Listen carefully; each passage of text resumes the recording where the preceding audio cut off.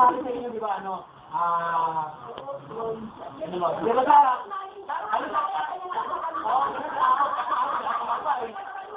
hindi, ibig sabihin yung bago pa ako sumali, ang kilala ko lang talaga sa MIT, si Ate Alma talaga, si Ate Ali. Sa kanila ako nag-audition. Ewan mo kasi, kaya yung nagano kami doon sa Benji tayo. Hindi ko akalain na ang dami niyo pala. Ayun, kasi hindi naglalaki na. Hindi, wala rin ako idea na. Wala kaya nakakala ko yung Benedict at yung MLC dati. Isa lang. Yan ang pagkakaintindi ko noon. Tapos nung dito nga nag-practice, yung pala separate pa yung group. Tapos yun, sa kanila ako natutong gumaling na kumanta. Yung Maraboy. Oo, kasi pag-gitara sa kanila ako natutong.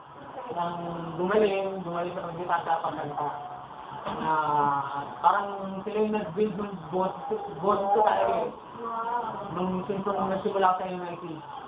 Although marunong ako kumanta nung bago ako pumasok sa inyo.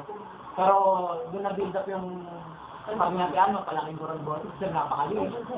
Kaya kaya ko nung mag-boss babae na. Lumaki na ba? Lumaki.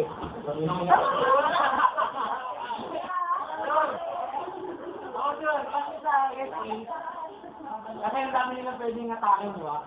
Hindi naman ako na. Ano yan,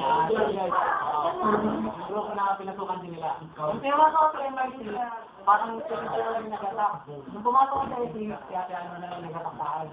Parang nanlagay, kung ano yung tinatamasa niya sa ano, gusto niya, nakukuha rin mga kagulo na.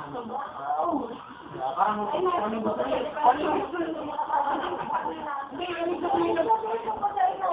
Hindi, di ba?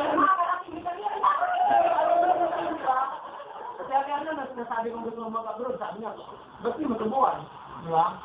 Kasi, napalit dahil siya. Parang ganun din yung iba sa akin na, kumbaga, parang gusto natin, kumbaga, siya na yung pinaka-senior, kasi yung parang gusto natin sundan. Kami, nilari yun. Di ba? Pero yun, nalugawan siya, kasi kahit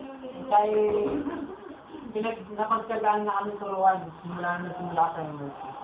Pag sa wala ibang grupo na, pag tinatanong ko anong grupo yung sinasalina ko, may tingin na sa. Wala na.